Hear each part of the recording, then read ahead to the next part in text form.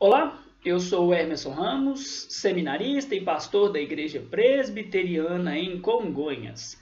Que a graça e a paz do Senhor nosso Deus, que nos é dada em Cristo Jesus e aplicada aos nossos corações pelo Santo Espírito de Deus, seja com todos vocês.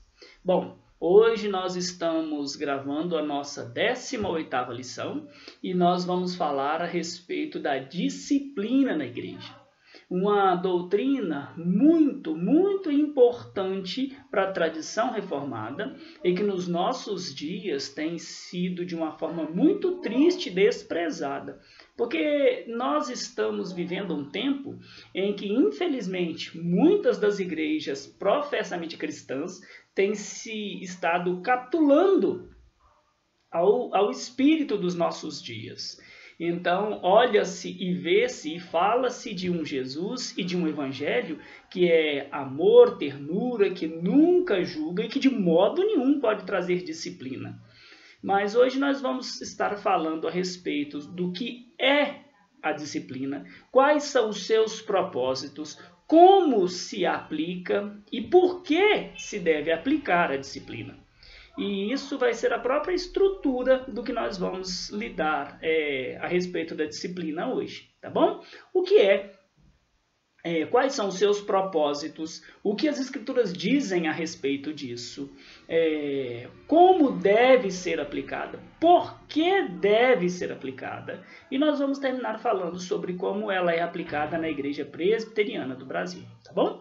Para os irmãos matriculados na classe, o versículo a ser memorizado, na verdade são os versículos, se encontra lá em Hebreus, capítulo 12, dos versos 5 ao 6. Hebreus 12, versículos 5 e 6, tá bom?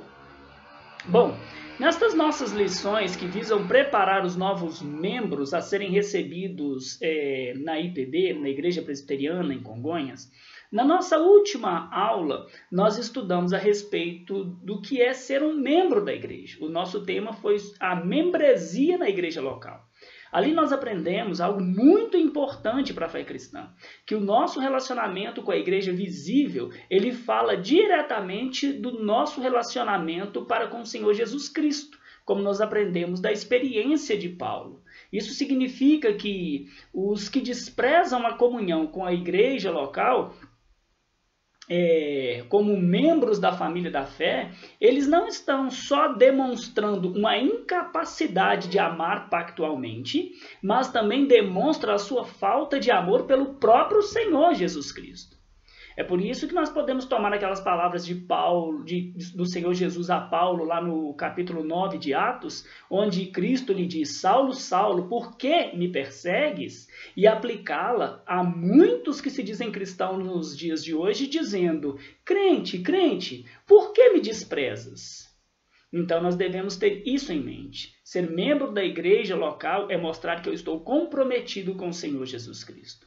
Ser membro, nós vimos na nossa última lição também, que isso significa que a pessoa está entrando em uma relação pactual pública de submissão ao Senhor Jesus Cristo e de compromisso para edificação mútua uns dos outros. Ser membro, ser igreja, então, é viver em uma aliança pactual insolúvel, caracterizada por amor sacrificial e que busca a edificação de si mesmo à semelhança de Cristo e que trabalha para a edificação do meu irmão no Senhor Jesus Cristo, para evidenciar ao mundo as gloriosas virtudes daquele que nos chamou das trevas para a sua luz. Hoje, nós vamos aprender então que uma das formas pela qual a igreja ela evidencia esse genuíno amor ao próximo, o seu amor pela honra da igreja e o seu zelo pelo nome de Cristo, o seu zelo pela glória do nome de Cristo entre os povos, é por meio da disciplina eclesiástica. Mas então vamos entrar no nosso tema e vamos começar trabalhando uma definição do que é. O que é a disciplina eclesiástica? Em partes, a disciplina eclesiástica ela é uma parte do discipulado, uma parte do processo do discipulado. Onde o discípulo ele é corrigido, ele é apresentado, apontado o melhor caminho a seguir. Isso significa, meu irmão, que ser discipulado envolve ser disciplinado. Você pode pensar nos seus filhos. Para que você os discipule, para que você os treine, você precisa discipliná-los. A disciplina, ela envolve dois aspectos, sempre, biblicamente falando, sempre. O primeiro é o aspecto formativo, no qual o ensino ele é continuamente ministrado, mostrando sempre o caminho o qual se deve andar. Nos termos de discipulado cristão, mostrando-nos o caminho que nós devemos andar para a nossa alegria e maior glória do Senhor Jesus Cristo. O segundo aspecto, então, da disciplina é o aspecto corretivo, que é quando a pessoa ou o cristão que está sendo ensinado se desvia do caminho, e então ela precisa ser corrigida e, às vezes, até disciplinada, caso ela permaneça obstinada no seu erro. Hoje o alvo da nossa lição é esse segundo aspecto, o aspecto corretivo, a disciplina corretiva dentro da igreja. Resumindo o que nós dissemos até agora a respeito de disciplina eclesiástica, nós podemos defini-la, então, dizendo que a disciplina eclesiástica é um ato da igreja exercer a autoridade dada por Cristo para aplicar, então, a correção a um membro faltoso conforme as Escrituras. A disciplina, então, ela trata da declaração de uma igreja de que ela não pode mais apoiar a profissão de fé de uma determinada pessoa. Trata-se da recusa da igreja em oferecer a ceia do Senhor àquela pessoa disciplinada. Isso pode chegar até o caso de a pessoa ser excluída da comunhão, do rol de membros da membresia. Tudo isso com o propósito de restaurar a pessoa faltosa, como também de resguardar a reputação do Senhor Jesus Cristo. Então, o que é disciplina eclesiástica? É o ato da igreja exercer a autoridade que foi dada por Cristo para corrigir aqueles que professam fé no Senhor Jesus Cristo, mas que estão vivendo de uma forma inconsistente com as Escrituras. Mas o fato é que ninguém gosta muito de disciplina, né? E o próprio autor bíblico em Hebreus, ele reconhece que, a princípio, a disciplina não parece ser uma coisa nada boa. Mais uma vez, pergunta para o seu filho se ele acha a disciplina uma coisa boa. E é por isso que o autor de Hebreus, então, ele vai dizer que toda disciplina, com efeito, no momento não parece ser de muita alegria, mas de tristeza. Todavia, é o próprio autor que em seguida reconhece o valor da disciplina, dizendo, entretanto, produz fruto pacífico ao que tem sido por ela exercitados, frutos de justiça. No começo parece ruim, mas os frutos são frutos de paz e justiça. Além do mais, meus irmãos, ele afirma, o próprio autor de Hebreus, citando Provérbios, ele afirma que o Deus que ama castiga seus filhos, quando ele fala o seguinte, filho meu, não menosprezes a correção que vem do Senhor, nem desmaieis quando por ele é reprovado, porque o Senhor corrige a quem ama e açoita a todo filho a quem quer bem. Isso está lá em Hebreus, capítulo 12. Dê uma lida nesse texto para vocês verem, que inclusive é o texto que vocês precisam memorizar, os alunos matriculados na classe. Portanto, castigar para o bem do transgressor é um ato de amor. Nós já definimos, então, o que é a disciplina. A disciplina é a autoridade da igreja, o ato da igreja de exercer a autoridade dada por Cristo para corrigir um membro faltoso. Agora vamos ver o que o Novo Testamento nos diz a respeito da disciplina. Primeiro vamos ouvir o próprio Senhor Jesus Cristo. Por quê? Por que é importante ouvir o Senhor Jesus a respeito disso?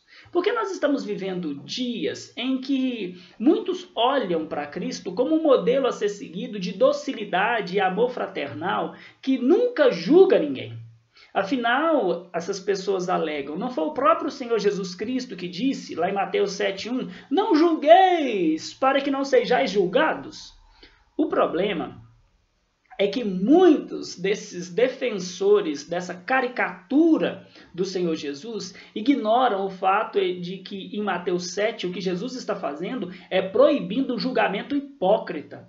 eu minto e então eu vou lá e julgo alguém porque está mentindo também. Isso é hipocrisia e nenhum hipócrita entrará no reino dos céus, porque isso é mentira.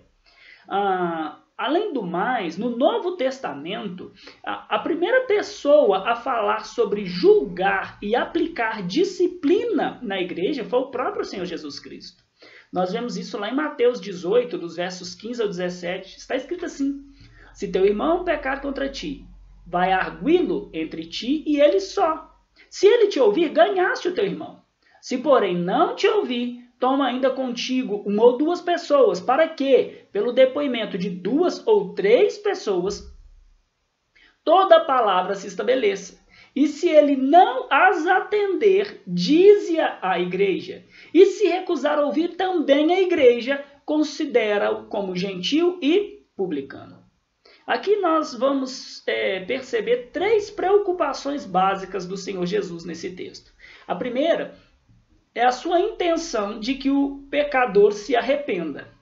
Então, você vai seguindo um processo na esperança de que o pecador se arrependa. A segunda preocupação do Senhor Jesus é que o mínimo de pessoas necessárias para que haja arrependimento seja envolvido no assunto. Ou seja, uma pessoa cometeu uma transgressão não deve ser exposto publicamente de imediato. Envolve-se o mínimo de pessoas possível para conduzir essa pessoa ao arrependimento. E terceiro, que o Senhor Jesus Cristo tinha em mente que a sua igreja deve ser diferente do mundo. O cristão, ou os cristãos, nós cristãos, devemos viver de modo diferente de pagãos e publicanos. Mas a pergunta é, o que são os pagãos e os publicanos? Nos dias do Senhor Jesus, os gentios ou os pagãos eram os incrédulos, aqueles que não criam no único Deus criador dos céus e da terra. Já os publicanos eram judeus que haviam se bandeado para Roma e traído a sua nação. Então, eles estavam fora da aliança pactual. Os membros da Igreja de Cristo, então, eles devem viver no mundo diferente do mundo. Se depois de muitas advertências amorosas visando o arrependimento, a pessoa não demonstrar frutos de arrependimento, então o que a igreja precisa fazer? Obedecer a Cristo e excluir tal pessoa da sua comunhão. O maior recado descrito nesses versículos aqui é que as igrejas locais elas têm autoridade dada pelo Senhor Jesus para avaliar a profissão de fé das pessoas e então agir de acordo com as suas conclusões. É por isso que está escrito em Mateus 18, 19, se 2 dentre vós, parece que está falando da liderança da igreja, dentre vós sobre a terra concordarem a respeito de alguma coisa. Então, o que está dizendo é que a igreja tem a responsabilidade de avaliar a profissão de fé de uma pessoa baseado na vida dessa pessoa. Além do mais, Jesus disse aos líderes da igreja que ele estava formando o seguinte: dar-te-ei as chaves do reino de Deus. O que ligares na terra terá sido ligado nos céus. O que desligares da terra terá sido desligado dos céus. Em outras palavras, meus queridos, Jesus está ordenando a sua igreja a julgar a fé das pessoas que professam crer nele através das suas obras e então exercer uma função judicial caso a vida dessa pessoa não seja coerente com a sua profissão de fé. Isso aqui é muito importante porque não é a pessoa que define se a sua fé é verdadeira ou não. É a igreja, foi à igreja que o Senhor Jesus Cristo deu essa incumbência. Nesses dias de um evangelho privatizado, onde cada um vive de uma forma que acha melhor, e então se tem bons sentimentos para com Jesus Cristo, ela diz, não, eu sou discípulo do Senhor Jesus. Não é a pessoa que faz esse julgamento, é a igreja conforme as palavras de Cristo. Agora, nós ouvimos o Senhor Jesus. Vamos ouvir um apóstolo de Cristo agora. Vamos ouvir o apóstolo Paulo. Lá em 2 Tessalonicenses 3, nos versos 14 ao 15, parece que Paulo ele oferece uma disciplina preventiva, ou seja, uma medida a ser adotada antes da exclusão do pecador do rol de membros da igreja. Ali ele diz o seguinte: Caso alguém não preste obediência à nossa palavra, dada por esta epístola, notai-o, nem vos associeis com ele, para que fique envergonhado. Todavia, não o considereis por inimigo, mas adverti-o como irmão. Isso significa que alguém sob disciplina não pode ser tratado pela igreja como se nada tivesse acontecido. Tal pessoa precisa sentir o peso do castigo que lhe foi aplicado por causa da sua obstinação em permanecer no pecado. Ela continua como membro da igreja, ela não é excluída do rol de membros da igreja, porém ela está separada da mesa do Senhor, nem vos associeis com ele, enquanto a igreja espera por ver nessa pessoa evidências de contrição e um desejo genuíno de plena restauração com a igreja. A disciplina em Corinto é um exemplo disso. Quando nós lemos 1 Coríntios capítulo 5, dos versos 1 ao 5, ali nós temos uma passagem célebre sobre a questão da doutrina ou da disciplina eclesiástica na igreja primitiva. Paulo escreveu o seguinte: geralmente, se ouve que há entre vós imoralidade, e imoralidade tal como nem mesmo entre os gentios, isto é, haver quem se atreva a possuir a mulher do seu próprio pai. E, contudo, andai vós ensoberbecidos e não chegastes a lamentar, para que fosse tirado do vosso meio quem tamanho ultraje praticou? Eu, na verdade, ainda que ausente em pessoa, mas presente em espírito, já sentenciei, como se estivesse presente, que o autor de tal infâmia seja... Vamos dar uma pausa aqui. Vamos tentar avaliar um pouquinho do que Paulo nos disse até aqui. Nós notamos, então, nessas palavras de Paulo, algumas semelhanças e algumas diferenças com aquelas que nós já lemos do Senhor Jesus em Mateus 18. Assim como Jesus, Paulo incita a igreja a exercer uma função judicial. Assim como o Senhor Jesus, ele aponta para um caso em que alguém professa fé no Senhor Jesus, também poderia ser excluído, expulso da igreja. Mas aqui, diferente de Cristo, ele não diz à igreja para que chame o homem ao arrependimento. Ele simplesmente sentencia, em nome do Senhor Jesus Cristo, reunidos vós e o meu espírito, com o poder de Jesus, nosso Senhor, entregue tal homem a Satanás para a destruição da carne, a fim de que o espírito seja salvo no dia do Senhor Jesus Cristo. Entregar a Satanás, meus irmãos, é o equivalente a considerar uma pessoa como um gentil ou um publicano. Seria o mesmo que tratá-lo como alguém que não faz parte da comunidade pactual com Deus. Essa pessoa precisa ser expulsa. Por quê? Porque apesar de declarar-se um crente no Senhor Jesus, o testemunho dela naquele momento e a obstinação do seu coração aponta para o fato de que ela pertence a outro reino, o reino de Satanás e não o reino de Cristo. Afinal, a gente precisa entender o quê? A igreja é o reino de Deus na terra. E todo que não faz parte do reino de Deus, então faz parte do reino das trevas. Essa pessoa pertence ao maligno. Nos versículos seguintes, ali de 1 Coríntios capítulo 5, dos versos 6 ao 11, Paulo ele passa a explicar que não expulsar aquela pessoa da igreja colocaria a igreja em sérios perigos. Depois dê uma olhada no restante do texto. Desses textos, então, nós vamos perceber que nós podemos inferir, ou seja, tirar claras convicções a respeito dos propósitos derradeiros da disciplina. E aqui, então, a gente chega no terceiro ponto da nossa lição. O primeiro, nós definimos o que é disciplina. No segundo, nós ouvimos o Novo Testamento a respeito de disciplina eclesiástica. Ouvimos o Senhor Jesus e Paulo. E agora nós vamos ver os propósitos pelos quais a disciplina deve ser aplicada. O primeiro deles é para expor o pecado. Sim, meus irmãos, isso mesmo. Nós vivemos dias em que a gente não... vivemos dias de ser aquela coisa da política da boa vizinhança, né? De não poder falar, acusar as pessoas de nada. Mas quando nós olhamos para as Escrituras, um dos propósitos da disciplina é expor o pecado. Por quê? Porque, exemplo do câncer, o pecado, ele adora se esconder com o propósito de matar, meus irmãos. A disciplina, então, ela visa expor essa doença com o propósito de expurgá-la o mais rápido possível.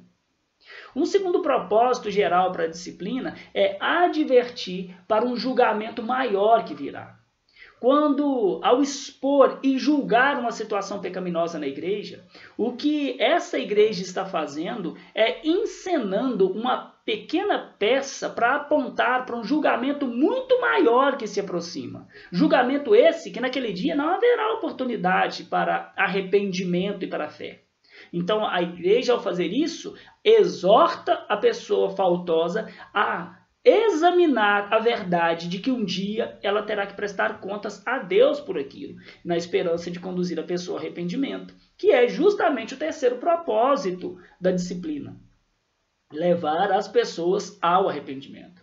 A igreja aplica a disciplina quando vê um membro tomando um caminho para a morte, e então, depois de perceber que todas as suas súplicas se mostraram inúteis para trazer essa pessoa de volta. Então, nesse caso, a disciplina é aplicada. É o último recurso para tentar conduzir o faltoso ao arrependimento. Então, o propósito da disciplina é conduzir o faltoso ao arrependimento. Um quarto objetivo é de proteger a igreja. Assim como eu disse acima a respeito do câncer, que ele se esconde a propósito de matar, da mesma forma, o câncer ele se espalha rapidamente entre todas as células sadias. Da mesma forma, então, que o câncer precisa ser rapidamente removido de um corpo, assim também o pecado, porque se espalha rapidamente dentro da igreja, ele precisa ser tratado. E a forma de fazer isso na igreja é por meio da disciplina. E aqui então nós vamos falar do quinto propósito, e nós vamos falar um pouco mais disso especificamente daqui a pouco. Mas aqui eu estou apresentando em forma geral esses propósitos. E o quinto, e um dos principais motivos para se aplicar a disciplina dentro da igreja, é zelar pelo nome e glória do Senhor Jesus Cristo diante do mundo. A igreja, meus irmãos, ela é sal para esse mundo, ela é luz para esse mundo. E se a igreja perder a sua luz, perder o seu sabor, tornar-se insípida, ela serve para quê? Segundo as palavras do Senhor Jesus, para mais nada. Ao disciplinar, ao aplicar a disciplina, a igreja ela mostrará ao mundo, ao incrédulo, a diferença entre quem é discípulo do Senhor Jesus e quem não é.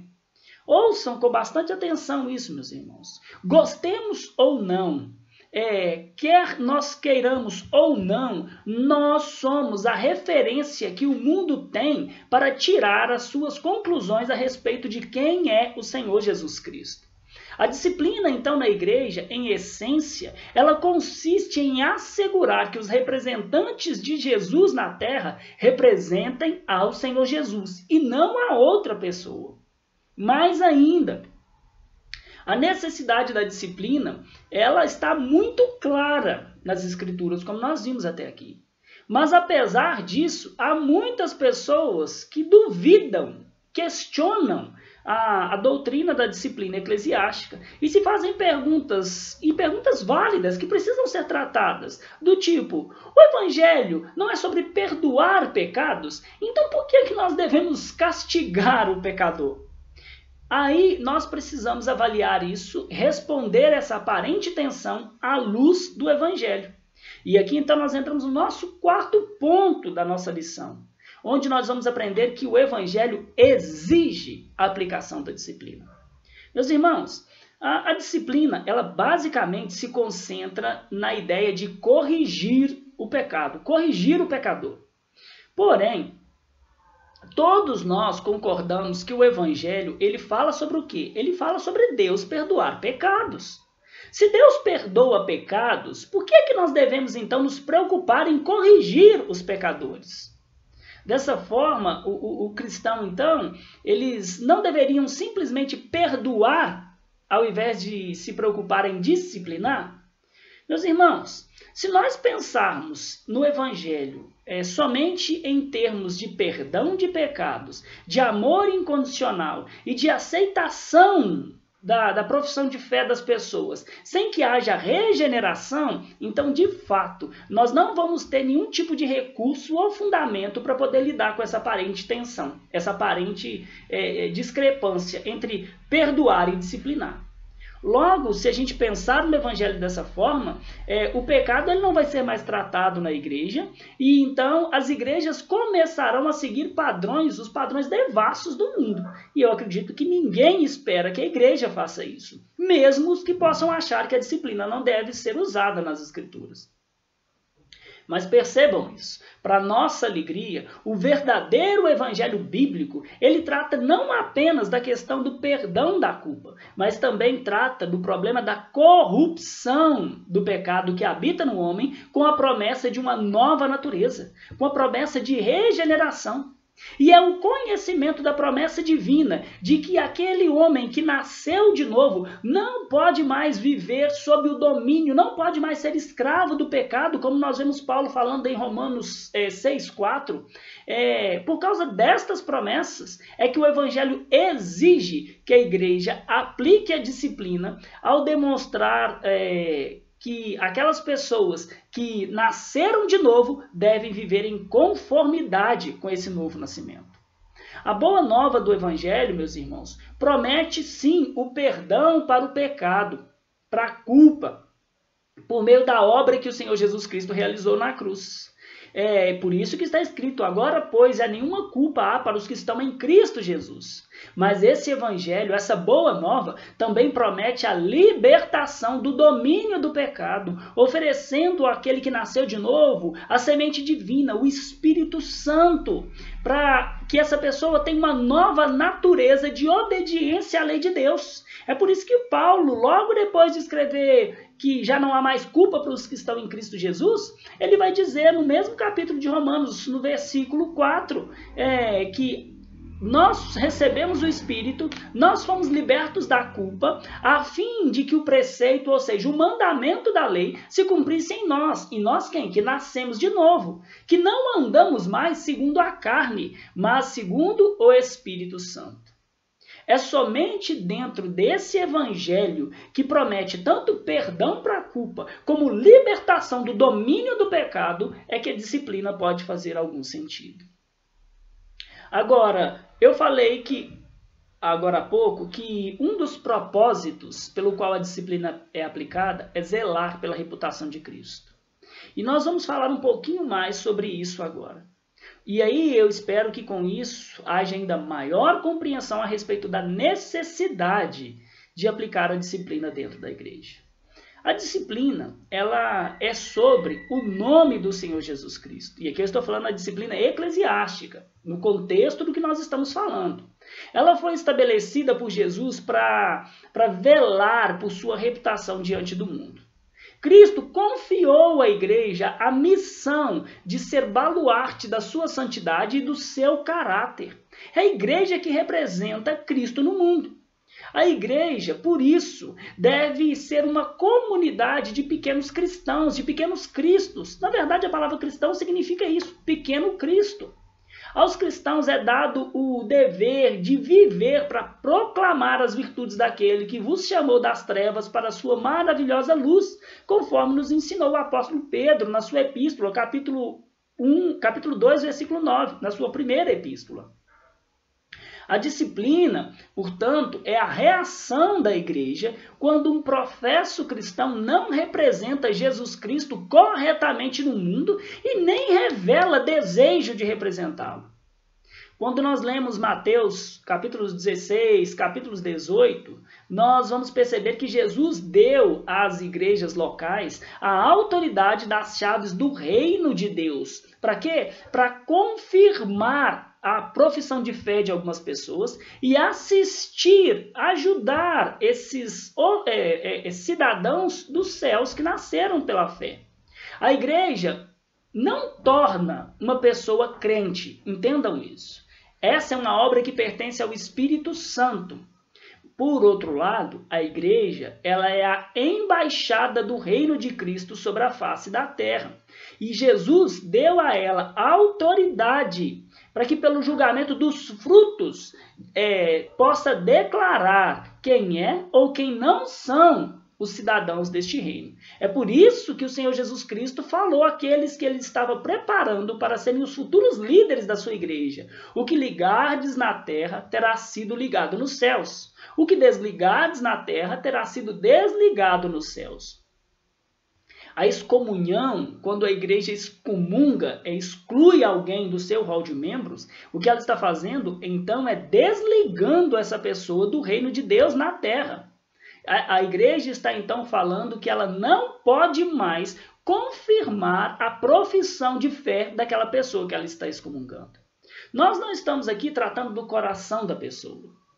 A igreja visível, os líderes da igreja visível, eles não têm como saber e conhecer o coração dos homens.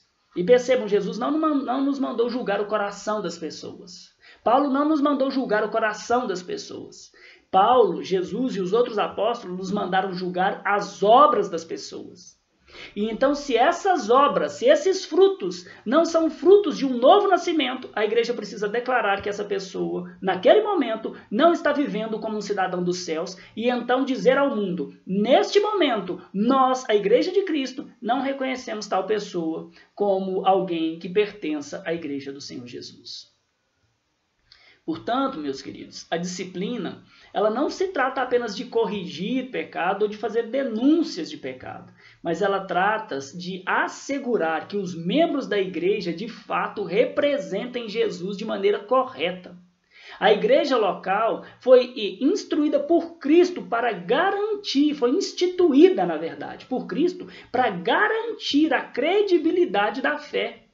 A disciplina, ela vai entrar em cena sempre que um membro coloca em xeque a reputação de Cristo e o seu senhorio diante do mundo de modo duvidoso.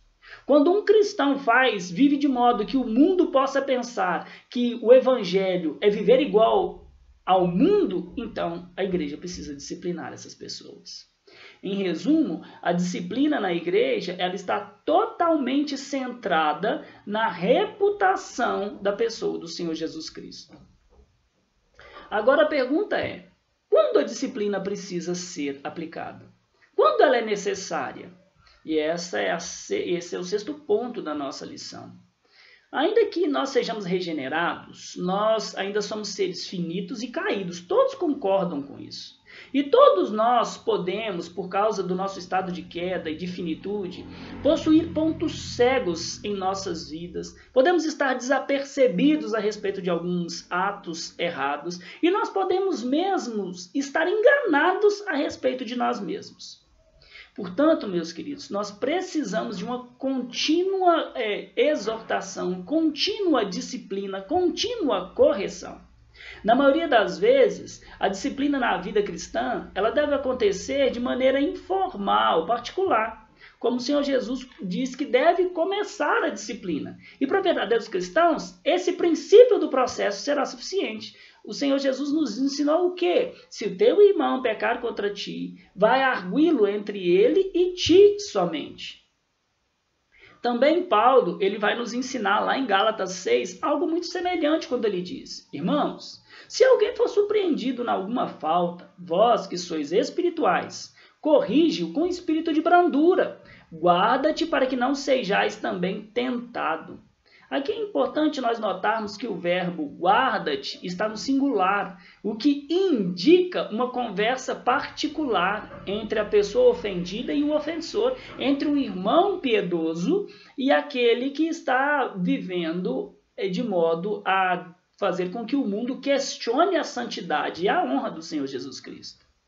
E Paulo também vai nos dar uma outra instrução em Colossenses 3,16, quando ele diz: habite ricamente em vós a palavra de Cristo, instruindo-vos e aconselhando-vos mutuamente em toda a sabedoria. Mas o fato é que quando nós estamos falando sobre disciplina eclesiástica, de um modo geral, nós estamos falando daquela disciplina que acontece na igreja, que se torna um processo formal e público. A disciplina eclesiástica formal é o caminho adequado, bíblico, quando a falha de um membro na sua representação de Cristo se torna tão marcante ou tão habitual que a igreja já não acredita mais que ele é um verdadeiro cristão. Em termos práticos, isso se dá quando a liderança da igreja não vê indícios na luta entre o velho homem e o novo homem. Onde ela vê em um professo cristão somente as obras da velha criatura.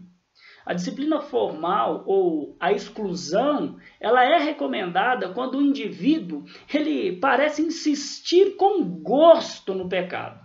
Ele tem conhecimento do pecado, ele diz, eu não vou abandoná-lo. Então não há indícios de que ele esteja sendo incomodado pelo Espírito Santo, pelo contrário. A obediência aos desejos pecaminosos tem sido a marca dessa pessoa. Agora, se nós sabemos que a disciplina então deve ser aplicada quando alguém obstinadamente, rejeitando a instrução da igreja, a repreensão da liderança, a instrução bíblica, escolhe permanecer nos seus pecados, nós precisamos saber como é que essa disciplina é aplicada na nossa igreja. Porque, como eu disse, todos nós estamos sujeitos ao pecado. Somos caídos e finitos. E nós precisamos exortarmos-nos continuamente. Mas há momentos em que o processo de disciplina terá que ser formal e público. E como é que a gente faz isso na nossa igreja? Bom, o nosso Código de Disciplina, ele reconhece 4 modalidades gerais de pecado. O pecado pessoal, que é praticado por um indivíduo isoladamente. Os pecados gerais, que podem estar sendo cometidos por muitas pessoas dentro da igreja. Um pecado, por exemplo, que é uma questão de cultura. Imagine que a gente chega num determinado local que para as pessoas é culturalmente normal o divórcio. Então esse é um pecado geral naquele lugar.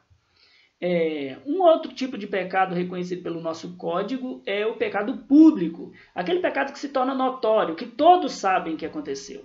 E o outro pecado é aquele velado, que é desconhecido da comunidade, somente da pessoa que cometeu e de alguns poucos membros, neste caso, normalmente a liderança da igreja. Em todos esses casos, a falta, nós, como igreja, seguimos então a instrução que nós recebemos do Senhor Jesus Cristo, lá em Mateus 18.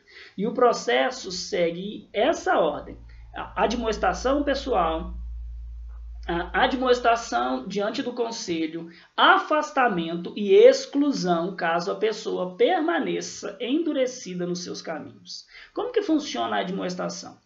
Isso começa com cada irmão que, na prática do amor e sob o juramento pactual de ser membro, de edificar uns aos outros, ao tomar o conhecimento ou sendo ele mesmo ofendido pela falta de algum irmão, esse irmão então procura o irmão faltoso ou o ofensor e, num âmbito particular, tenta conduzir o irmão faltoso ao arrependimento. Se isso não resolver a situação, então ele deve procurar a liderança da igreja para uma nova tentativa de conduzir o irmão ao arrependimento. Se isso ainda não resolver, então uma denúncia por escrito precisa ser apresentada junto ao conselho da igreja, que então irá assumir a administração do caso. Nessa situação, se instaura um processo disciplinar público formal e a partir de uma queixa, ou seja, de uma denúncia escrita que é feita pela pessoa ofendida ou por uma denúncia que é feita por qualquer outro membro da igreja, conforme o nosso código disciplinar, no artigo 47, toda pessoa que intentar um processo contra outra, ela será previamente avisada de que se ela não provar a acusação, então ela vai ficar sujeita à censura de difamador, caso fique provado que essa pessoa que está denunciando tenha feito uma denúncia de forma maliciosa ou de forma leviana. Então, assim, eu acho que fulano está fazendo isso. Eu acho. e eu não tenho evidências a respeito disso, então eu serei leviano ao procurar a liderança da igreja para fazer uma denúncia. Nesse caso, o que precisa ser feito é uma investigação e não uma denúncia. Mas então, iniciado o processo, a acusação ela deve ser definida, as provas devem ser apresentadas, testemunhas precisam ser envolvidas. Esse processo nos mostra que os cristãos, então, eles deverão agir de forma lenta e muito cuidadosa nesse processo. Não deve ser apressado, atropelado. Mas também a gente lida com a situação, aborda a situação de casos de disciplina a partir do princípio legal de que a pessoa é inocente até que se prove o contrário. Então, o próximo passo seria o afastamento da pessoa. Ficando provada a acusação e não havendo sinais de genuíno arrependimento, ou sendo a falta cometida de caráter público, ou seja, escandaloso, danoso à imagem de Cristo e da sua igreja, o irmão faltoso, então, ele é afastado, para o bem da sua alma, ele é afastado por tempo indeterminado da comunhão da mesa do Senhor e de qualquer atividade que ele desempenhe na igreja, caso ele esteja envolvido em alguma. E isso até que o faltoso demonstre provas de verdadeiro arrependimento ou até que a sua conduta exija a imposição de uma pena mais severa. Isso a gente vai ver que fica muito claro lá no nosso Código Disciplinar, no seu artigo 9, a linha B. E por fim, meus irmãos, se nenhum desses outros métodos surtir efeito, então nós precisamos caminhar para a exclusão. Consiste na excomunhão daquele irmão faltoso do rol de membros da igreja. Quando a igreja, que é a embaixada do Senhor Jesus Cristo na terra, declara publicamente que não pode mais sustentar como genuína a profissão de fé daquela pessoa faltosa. Agora, nós vamos tratar de um último ponto que é muito importante para a igreja. Como é que a igreja deve se relacionar com o irmão que está sob disciplina eclesiástica? As Escrituras, meus irmãos, elas dizem que os cristãos devem mudar radicalmente o seu relacionamento com aqueles que foram excluídos ou que estão sob disciplina. Porém, o que acontece é que muitas vezes, contrariando as Escrituras e tentando praticar uma piedade maior do que a de Deus, muitas pessoas, muitos cristãos, ingenuinamente, eles procurando ser empáticos com um membro sob disciplina, se relacionam com essa pessoa como se não tivesse acontecido nada. A nossa compaixão, meus irmãos, ela precisa ser bíblica, conforme a verdade revelada nas Escrituras. E é por isso que nós precisamos ouvir a palavra de Deus a respeito disso. É o próprio Paulo que nos dá instrução de como nós devemos nos comportar, por exemplo, lá em 1 Coríntios, capítulo 5, dos versos 9 ao 11. Ele diz assim: em carta já vos escrevi que não vos associei com impuros. Vos escrevo que não vos associeis com alguém que dizer-se irmão for impuro, ou avarento, ou idólatra, ou maldizente, ou beberrão, ou roubador. Com esse tal, nem ainda comais. Meus queridos, se alguém diz que é um cristão, mas dá provas claras de que não é, o que Paulo está dizendo, o que Paulo nos ensina, é que nós não devemos ter comunhão com essa pessoa. E é muito provável, muitos teólogos entendem isso, que quando Paulo se refere à palavra comais, Paulo está se referindo à mesa do Senhor. Tal pessoa não pode ser tratada como se ela fosse um cristão. Deve haver um afastamento. Já em 2 Tessalonicenses 3,6, Paulo diz o seguinte: nós vos ordenamos, percebam, não é uma sugestão, não é um pedido. Paulo, na autoridade de ministro de Deus, ele está dando uma ordem para a igreja. Nós vos ordenamos, irmãos, em nome do Senhor Jesus Cristo, que vos aparteis de todo irmão que anda desordenadamente e não segundo a tradição que recebeste de nós. Paulo, ele ordena. Ele não dá um conselho e nem faz um pedido. É uma ordem para que a igreja se afaste do irmão que vive de forma vergonhosa, que envergonha o nome de Cristo e que envergonha a fé cristã. E no verso 14 deste mesmo capítulo, deste mesmo livro, Paulo diz que caso alguém não preste obediência à nossa palavra dada por esta epístola, notai-o, nem vos associeis com ele, para que fique envergonhado. A pessoa que está sob disciplina eclesiástica, ela deve sentir o peso, a tristeza do pecado que ela cometeu. E se nós, como cristãos, tentando ser cheios de um amor que não é bíblico, um amor mundano, estendemos a destra da comunhão a uma pessoa que está em disciplina, ela vai achar que ela está errada? Ela vai sentir alguma tristeza? É claro que não. Meus irmãos, há muitos outros textos que poderiam ser usados aqui para poder explicar isso. Mas eu acredito que esses são mais do que suficientes para mostrar que a pessoa sob disciplina, ela não deve ser tratada como se fosse um crente em Cristo. Isso é para o bem da pessoa faltosa. Se os membros da igreja, sob o pretexto de uma piedade não bíblica, estendem a destra da comunhão para essa pessoa sob disciplina, elas estarão com isso pecando contra as escrituras, enfraquecendo a unidade da igreja, se colocando em situação de rebelião contra a liderança da igreja, porque está dizendo, a igreja diz isso, a liderança diz isso, mas eu ando para aquele outro lado, eu não concordo.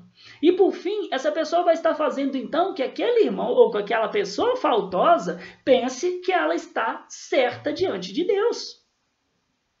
Com isso, meus queridos, é claro que eu não estou dizendo que nós devemos negar o amor fraternal ou o cuidado devidos para com o nosso semelhante. Não é isso. O que eu estou dizendo é que tão somente nós não devemos deixar que uma pessoa que esteja sob disciplina pense que nós a reconhecemos como um crente no Senhor Jesus. Pelo menos não até que essa pessoa apresente sinais de verdadeiro arrependimento e seja restaurada a comunhão com a igreja. Até que isso aconteça, as nossas interações com essas pessoas, elas devem ser caracterizadas por conversas intencionais, não conversas casuais. Olha, esse irmão precisa ser reconciliado com Deus. E as minhas conversas, então, têm que ter esse propósito junto dessa pessoa. Essas conversas têm que ter um teor sobre arrependimento, como o próprio Paulo nos ensina lá em Efésios 5:11, quando ele diz: e não sejais cúmplices nas obras infrutíferas das trevas, antes reprovai-as. E nós devemos fazer isso sempre orando, na esperança de que o Espírito Santo convença o faltoso e o conduza ao arrependimento, para que ele possa ser reintegrado à igreja do Senhor Jesus Cristo. Então, meus irmãos, essa é a nossa lição sobre a disciplina na igreja. A disciplina, então, ela é um ato bíblico. A disciplina é um ato de amor quando ela visa a glória e a proteção do caráter de Cristo e a restauração da pessoa faltosa. A disciplina, nós vimos, que foi estabelecida pelo próprio Senhor Jesus Cristo. A disciplina é sobre velar pela reputação, pelo nome de Cristo sobre a face da terra. E a igreja local, a ela foi outorgado o direito e o dever de praticar a disciplina entre os seus membros, quando alguém dentre eles deixar de representar corretamente o Senhor Jesus diante do mundo. E o membro em disciplina, como nós vimos, ele precisa ser tratado pela igreja de modo a fazer refletir a respeito dos seus erros, de modo a fazê-lo sentir a dor de não fazer parte da comunidade pactual, de sentir a dor de ter sido excluído do reino visível de Deus sobre a face da terra. Isso, meus irmãos, é ser igreja. Isso é ser membro da Igreja Presbiteriana do Brasil. A pergunta é, você que está sendo preparado para tornar-se um membro da Igreja de Cristo, você está pronto a abraçar a comunhão conosco? Se sim, isso então significa que você entendeu muito bem aquelas palavras do Senhor Jesus lá em Lucas, capítulo 14, dos versos 25 ao 23, quando ele vai falar sobre o custo do discipulado. Leiam esse texto. Isso significa que você entendeu justamente isso, qual é o custo de ser um discípulo do Senhor Jesus. Isso significa que você entendeu qual é o custo do discipulado de Cristo. Meus irmãos, que o Senhor os abençoe, que vocês tenham sido edificados por essa mensagem. É a minha oração ao Senhor nosso Deus, no nome de Cristo Jesus, pelo poder do Espírito Santo. E nós nos vemos na nossa próxima lição. Que o Senhor os abençoe ricamente.